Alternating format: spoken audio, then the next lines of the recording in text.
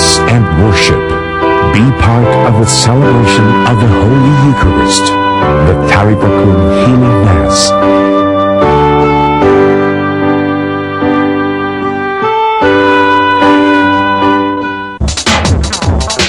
Know where your money goes?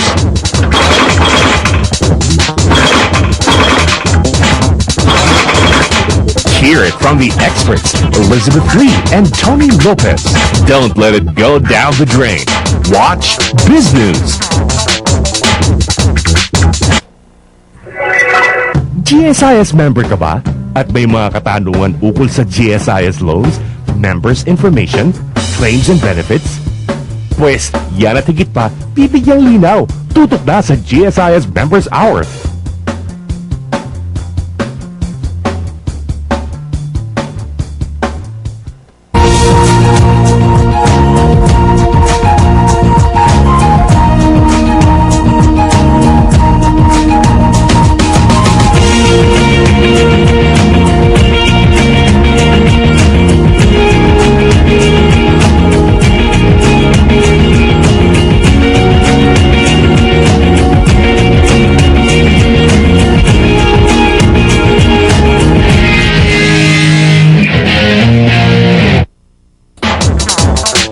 Know where your money goes?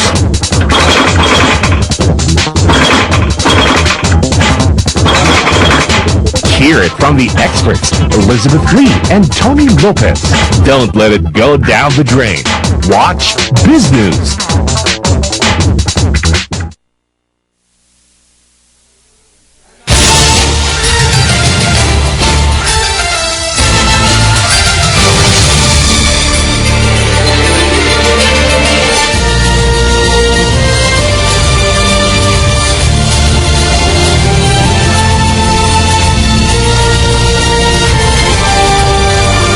Nitong linggong ito po ay marami ang nagulat dito sa mga bank transactions sa mga foreign currency o dollar deposit accounts ng punong mahistrado at maging ang depensa ay nagulantang dito sa naging testimonya ni Ombudsman Conchita Carpio Morales. Pero para po maintindihan natin itong mga tinalakay dito sa ulat ng AMLAC ay narito po ang report ng aming kasamang si Veronica Baluyot Jimenez.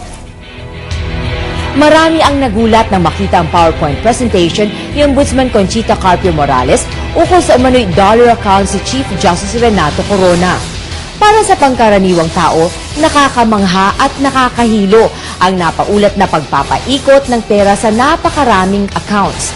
Maliban sa paglalagay ng pera sa bangko para makaimpok, ano nga ba ang iba pang kadahilanan para maglagak ng salapi sa mga bangko? Ayon sa Ombudsman, mahigit 10 milyong dolyares ang halagang nagpaikot-ikot sa 82 accounts ng punong mahistrado sa 5 bangko. Di masabi ng Ombudsman kung anong uri ng mga accounts ito dahil di naman daw nakasaad sa ulat ng Anti-Money Laundering Council. Ayon sa trust officer ng isang local bank sa bansa na si Noli De Pala, maliban sa regular na deposit accounts, maaari ding maglagay ng pera sa bangko sa pamamagitan ng fixed term o time deposits at mga bank investments gaya ng trust fund, mutual fund, bonds at iba pa. Karamihan daw sa mga Pilipino na nag-i-invest sa bangko ay pinipili ang time deposit dahil sigurista ang mga ito. Filipinos for the most part are very loss averse. Okay. They do not like losses, and that's a very universal sentiment.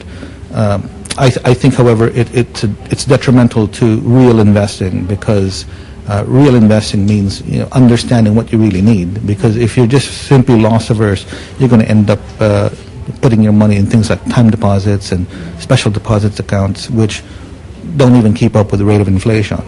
Pero ipinaliwanag ni De Pala na di naman gaano kalaki ang kinikita ng isang time deposit, lalo na kung ito ay dollar deposit. As you know, time deposits don't really make a lot.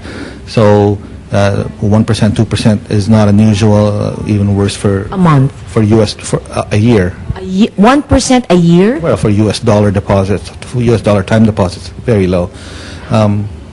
It is essentially really not to be seen as an investment.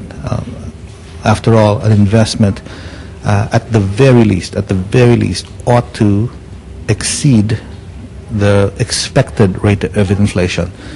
Pero mas maigi ba na i-convert sa dolyares ang piso kapag ilalagay sa time deposit? Currency does play a part in your total rate of return. After all, when a currency depreciates or appreciates, it does add or subtract to your return. However, the main consideration for currency from an investment point of view is what that currency can buy. I've always held that it really doesn't matter if you're going to convert, if you're going to hold pesos or dollars or euro or whatever currency is, if you're just going to hold it in time deposits, it doesn't matter which currency it is.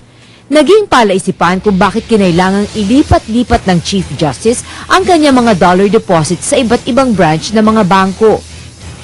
I think it's a behavioral quirk. I mean, it doesn't serve any special purpose, not that I can see, other than, people feel perhaps safer than in spreading their money around among different institutions. It doesn't really add up to much. I mean, you're just creating more work for yourself as far as I'm concerned. It's just you doing deposits in various banks.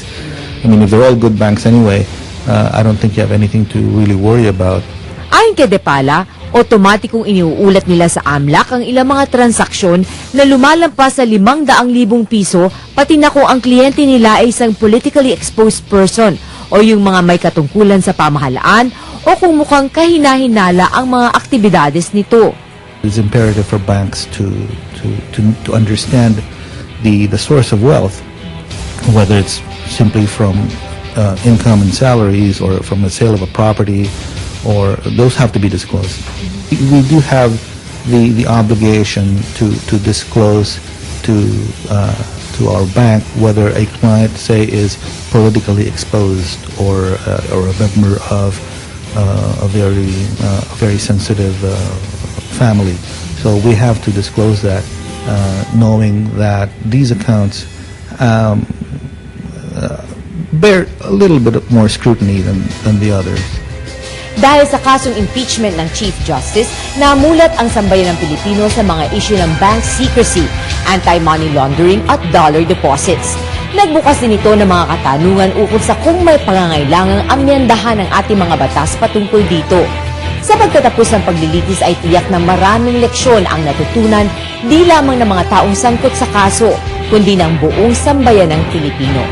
Para sa Ang Paglilitis, ako po si Veronica Baluyot Jimenez. Ayan, Mark, nakita natin itong ulat ni Nikki tungkol dito sa AMLAC. Pero gusto kong tanungin si Congressman Erin Tanyada. Ito po bang trabaho ng AMLAC ay epektibo po ba? Does it meet the objective of the group? At is there a need to strengthen maybe the Anti-Money Laundering Council law? Well, as a matter of fact, there's a piece of legislation now being discussed sa both chambers of Congress with regard to the amendments to the AMLAC. Dahil merong comment yung International Task Force Against Money Laundering na masyadong mahina ang batas sa AMLAC dito sa ating bansa.